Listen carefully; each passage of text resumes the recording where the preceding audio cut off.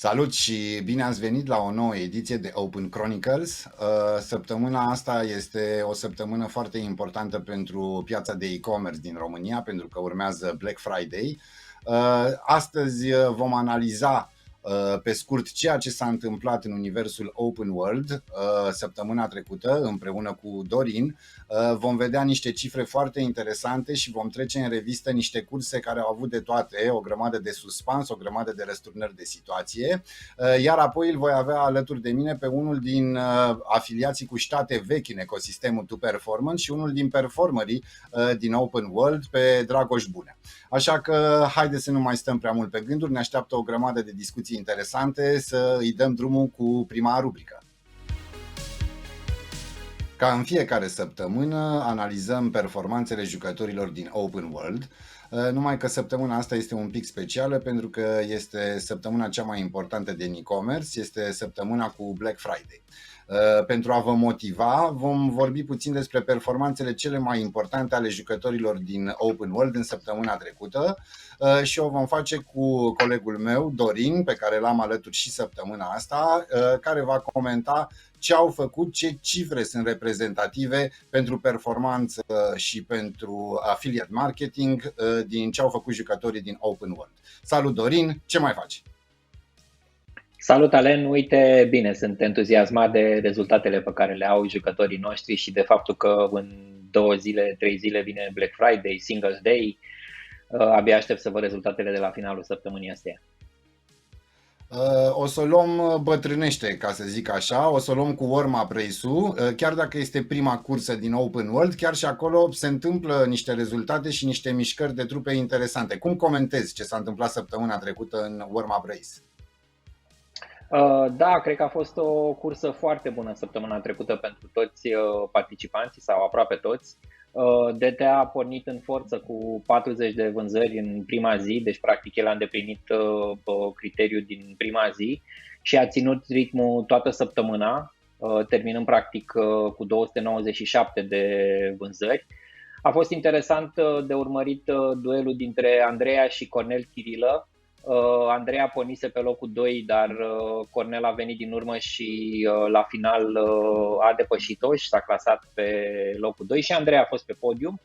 L-aș menționa și pe Bogdan Cercel, care a fost foarte aproape să ajungă și el pe podium și aș mai menționa faptul că tura asta mulți dintre participanții din warm-up race au îndeplinit criteriul. Asta este foarte bine. Și tura trecută au fost participanți din warm-up race care au avut opțiuni, au ales fie pe Android Shuffle, fie pe Human Touch, însă niște rezultate notabile din ce am văzut s-au întâmplat în Traffic Race. Cum vezi disputa din Traffic Race de săptămâna trecută? Au fost acolo vreo 3 nume care s-au bătut destul de puternic pentru primele 3 locuri. A fost o cursă foarte bună, într-adevăr. Stylish Circle a pornit ca din pușcă cu 7700 de clicuri în prima zi. Pe locul 2 era Cuponeria cu 3300, dar zilele următoare au crescut amândoi. Cuponeria a reușit să crească chiar mai repede decât Stylish câteva zile și în a 4-a sau a 5-a zi chiar l-a depășit și sincer să fiu credeam că ei vor câștiga pe primul loc. Vor ajunge pe primul loc, însă la final Stylish a apăsat pedala de accelerație și a marcat decisiv cu 29.000 de clicuri. Cuponeria este pe locul 2 cu 23.000 de clicuri, ceea ce pentru o săptămână este o performanță nemaipomenită. Aș vrea să-l menționăm și pe Silviu Udrea cu 12.000 de clicuri, foarte interesant, și pe List Now, care este într-un proces de revenire, ca să zicem așa, în clasament. El, alături și de ceilalți participanți, au făcut o performanță foarte bună. 7 din cei 8 participanți din cursa asta au îndeplinit criteriul, ceea ce este remarcabil. Mărturisesc că mie întotdeauna mi-a plăcut Traffic Race-ul pentru că și în săptămânile trecute au fost tot timpul răsturnări de situații și rezultate strânse, însă ne vom muta de data asta în Android Shuffle, și în Dreamers Race, chiar dacă procentul de calificare nu a fost atât de mare, am avut niște rezultate interesante din partea unor jucători cu state vechi în ecosistemul To Performance. Cum ai văzut tu cursa Dreamer Race-ul de săptămâna trecută? Dreamer Race este într-adevăr o cursă un pic mai dificilă, trebuie să livrezi săptămână, ceea ce nu e o performanță la îndemâna oricui. Într-adevăr, Raluca Filipaș a dominat cursa de la început și până la sfârșit. După prima zi avea aproape 3000 de clicuri. Claudia Ochetan a făcut și ea o figură frumoasă, a încercat și e clar că a livrat niște rezultate bune. Se vede că se apropie Black Friday și toți afiliații practic pot să trimită mai mult trafic. Dar la final Raluca cu 19.814 clicuri a câștigat și a fost singura care s-a calificat mai departe. Din păcate, Claudia a fost destul de aproape, cu 4.188 de clicuri, însă am încredere că Claudia chiar are o șansă bună săptămâna asta să livreze mai mult de 5.000 de clicuri și să se califice mai departe. Da, și eu am mare încredere în ea. Însă, apropo de nume importante, o să ne mutăm în Leader Race. Este singura cursă apropiată de Apex. Pe Human Touch se pare că în Ultra Race nu am avut niciun racer săptămâna trecută. Această cursă chiar a dat un racer care i s-a alăturat lui Glue Solutions, dar pe lângă el au fost încă două nume foarte grele din ecosistemul To Performance care s-au luptat pentru calificare. Cum vezi cursa asta în trei, foarte interesantă, din Leader Race? Într-adevăr, liderul deja ridică ștacheta, deja vorbim de 500 de vânzări pe săptămână pe care trebuie să le livrezi ca să mergi mai departe, ca să ajungi în Apex. Este exact pragul de a confirma că ești un jucător de elită până la urmă. Tidy, ce să spunem, Tidy Shopping a confirmat din prima zi, a făcut 670 de vânzări în prima zi. Și a ținut ritmul până la final. Practic, el a terminat toată săptămâna cu 4046 de vânzări, ceea ce este absolut extraordinar. Nu a reușit să depășească acest prag, a terminat cu 338 de vânzări. Sper să-l ajute săptămâna asta de Black Friday ca să meargă mai departe. La fel și Cash Club, cred că a livrat totuși puțin sub așteptări. Mi-aș dori ca și el și Cătărâ să poată să facă 500 de vânzări ca să vedem săptămâna cealaltă o competiție mult mai aprinsă în Apex, unde deocamdată o să-l vedem pe Tidy împreună cu Blue Solutions umăr la umăr și o să vorbim despre ei săptămâna viitoare. Cred că aș putea să pun pariu că și Cătărâ și Cash Club vor ajunge în săptămânile următoare în Apex, însă pentru că ai vorbit de Apex, hai să vorbim puțin de cum s-a descurcat în cursa solitară deocamdată pentru Glue Solutions săptămâna trecută. Săptămâna asta știm for a fact că Tidy îi se alătură și va fi o bătălie extrem de interesantă cu niște cifre care sunt ferm convins că ne vor depăși așteptările. Ce părere ai de cifrele din Apex și cum vezi tu bătălia dintre cei doi momentan? Păi, Glue Solutions a confirmat că își merită pe deplin locul în Apex. El din prima zi a făcut vânzări în valoare de peste 36.000 de euro pentru magazinele online, ceea ce chiar nu e simplu deloc, și a continuat cu un ritm foarte puternic, crescând de la zi la zi. E clar că el știe că vine Tidy Shopping din urmă și s-a pregătit cât a putut pentru asta. A terminat săptămâna cu aproape 10.000 de euro în comisioane, ceea ce este absolut fantastic. Adică un singur afiliat într-o săptămână a arătat că poate să câștige aproape 10.000 de euro, generând vânzări de peste 170.000 de euro pentru magazine. Este absolut incredibil. Și apropo de ce urmează, într-adevăr, în momentul ăsta în Apex deja avem doi jucători, Tidy și cu Glue Solutions, și ce am remarcat este că cu siguranță în această săptămână amândoi vor depăși praguri de 1.000.000 de euro vânzări generate pentru magazine în cele 6 săptămâni ale Open World-ului. Ceea ce face să arată practic că această competiție într-adevăr îi scoate în față pe cei mai buni, pe performerii cu adevărat remarcabili. În momentul ăsta Tidy are un avantaj, a venit cu un avantaj săptămâna asta în Apex, dar sunt foarte curios ce o se întâmple până la final. Jocurile nu cred că sunt făcute, deci abia aștept să comentăm și săptămâna viitoare. Da, și eu cred că o să fie o săptămână foarte interesantă, cu o cursă foarte strânsă. Abia aștept să vedem ce se întâmplă. Până una alta, Dorin, îți mulțumesc foarte mult pentru analiză și să ne pregătim cu bine și să avem un Black Friday cât mai de succes din punct de vedere al cifrelor și performanței. Mulțumesc și eu, spor la conversii tuturor, baftă maximă de Black Friday. Mersi mult! Asta a fost analiza săptămânii trecute din Open World. Ne vom revedea și săptămâna viitoare și sunt ferm convins că va fi o săptămână foarte interesantă, ținând cont că include și Black Friday. Ca în fiecare săptămână am alături de mine pe câte unul din performerii din universul Open World. Săptămâna asta am un nume care este familiar ecosistemului Tu Performant, unul din numele cu state vechi din ecosistemul nostru, dar și unul din performerii cu niște rezultate foarte interesante în universul Open World. Salut, Dragoș, ce mai faci? Salutare! Ce să fac? Mă prinde pregătiri pentru Black Friday. Super bine, super bine. Atunci nu o să te țin foarte mult. Prima mea întrebare în general este legată de background-ul performerilor noștri și vreau să te întreb, tu cum te-ai apucat așa pe scurt, dacă poți să-mi spui, cum ai descoperit afilierea, ce făceai în perioada aia și cum te-ai apucat de afiliere? M-am apucat în urmă cu 11 ani. Acum 11 ani am înregistrat și primul comision. Aveam un serviciu de calculatoare și mă pasiona treaba cu bani online, cum era pe vremea respectivă. Și m-am apucat să-mi fac un site, aveam un blog, New IT, blogul de IT. Și căutam metode de monetizare a site-ului.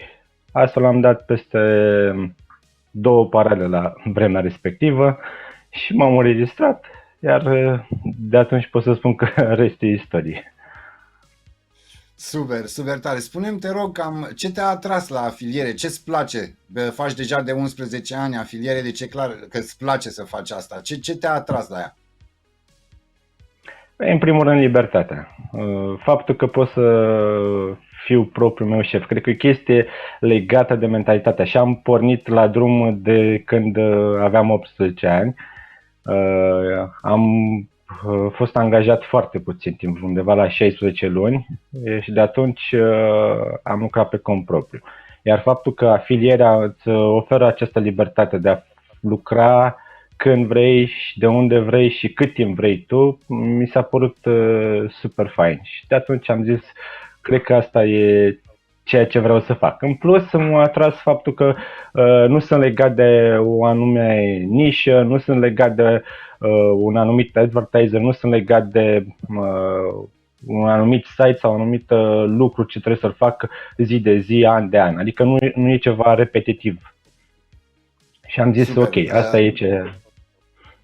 Super bine, se pare că faci chestia asta foarte bine și aș vrea să te întreb cam care crezi că e atributul principal al unui afiliat de succes, al unui afiliat de top.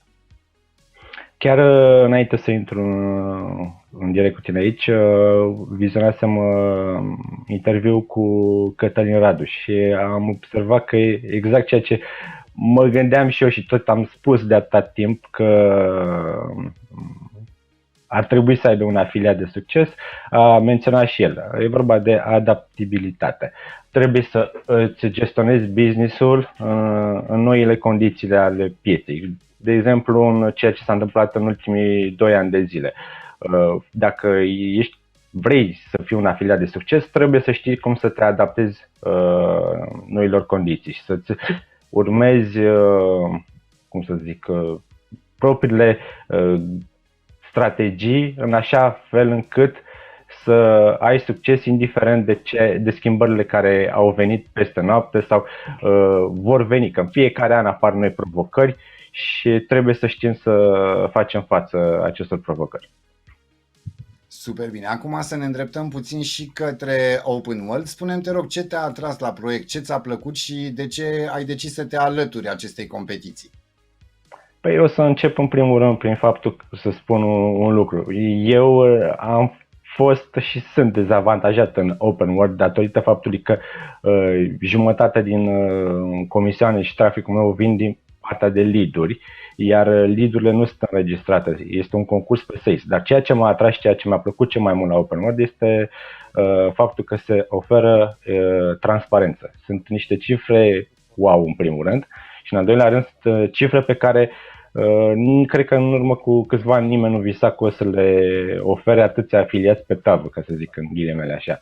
Și ne arată, în principal te motivează, vezi ce fac și ceilalți și eu am zis, am fost printre puțini afiliați care au dat din casă, între ghilimele, care au dat cifre și mulți alți afiliați, inclusiv cei de top, s-au apucat de afiliere datorită articolului postat de mine pe blog și în care am dat cifre și toată lumea zice, wow, se poate? Ei, acum, prin Open World, cred că vor fi și mai mulți afiliați care se vor motiva și vor vedea că sunt atâția oameni care pot să aibă succes în afiliere.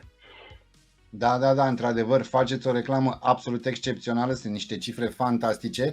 Spune-mi, te rog, care e cursa care ți-a plăcut cel mai mult din cele prin care ai trecut până acum? Cu siguranță cea pe care am câștigat-o, Dreamer, dar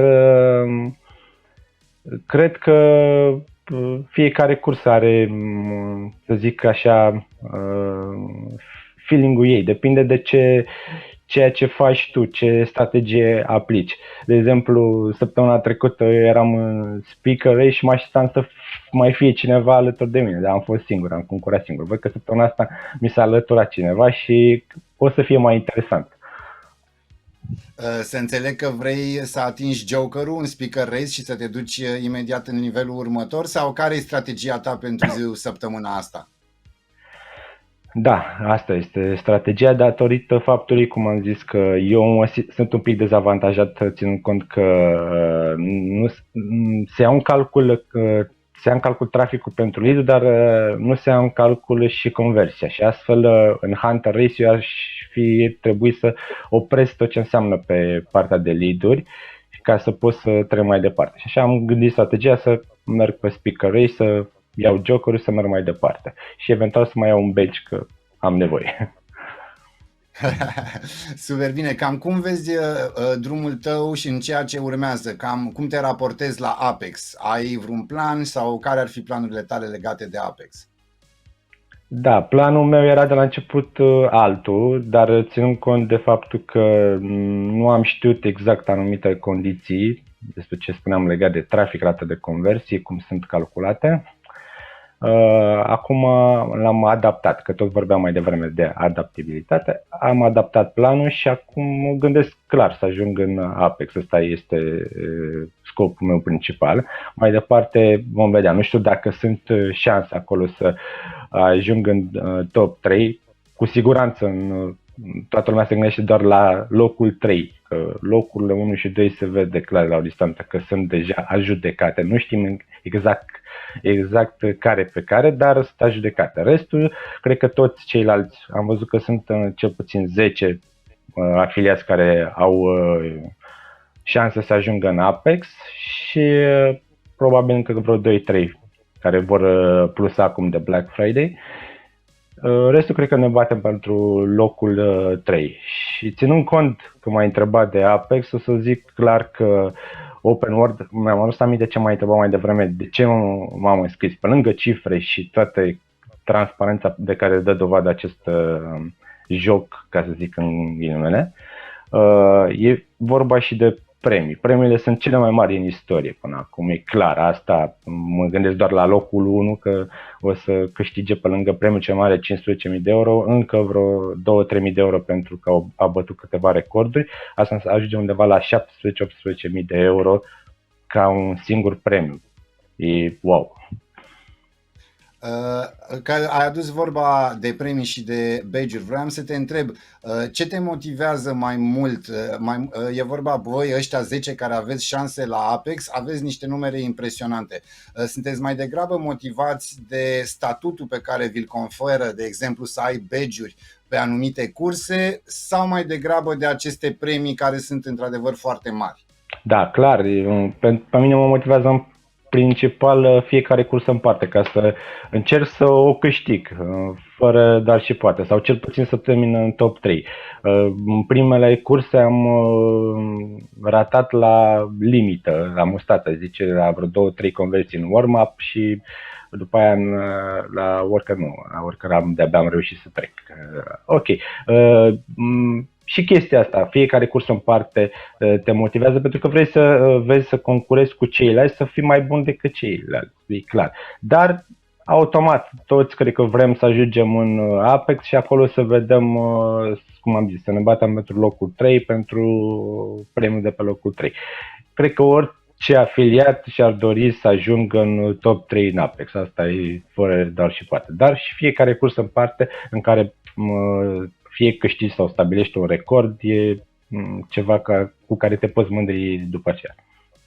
Eu îți mulțumesc foarte mult că ai fost alături de noi și îți doresc multă baftă cu toate planurile tale de Black Friday și să ajungi cât mai repede în Apex. Mulțumesc pentru toate gândurile bune și le urez și tuturor celorlalți competitori să fie mai buni, în primul rând mai buni față de ei în trecut și apoi mai bun decât ceilalți competitori. Atât. Mersi mult de tot, numai bine. Mulțumesc și eu. Ăsta a fost interviul nostru cu Dragoș Bunea. Am aflat o grămadă de chestii interesante de la unul din afiliații cu mare experiență din Tu Performant.